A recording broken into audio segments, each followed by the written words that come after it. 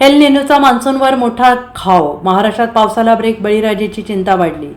राज्यात मान्सूनच्या प्रगतीला सध्या मंदी आलेली असून त्यामागे एल निनोचा प्रभाव कारणीभूत ठरल्याचं हवामान तज्ज्ञांकडून सांगण्यात आलेलं आहे. एल निनो सक्रिय झाल्यामुळे नैऋत्य मोसमी पावसाच्या हालचालींवर परिणाम झालेला असून मान्सूनला तात्पुरता ब्रेक लागल्याचं चित्र दिसतंय.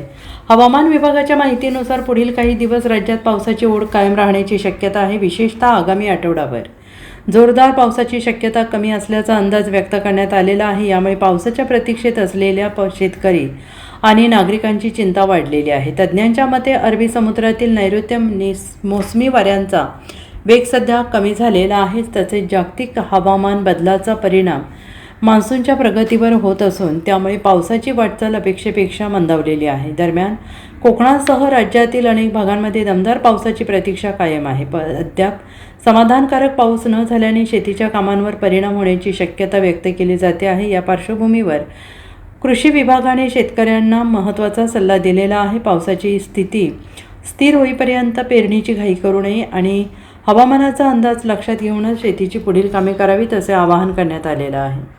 Bureau report, SBN Marathi, Mumbai.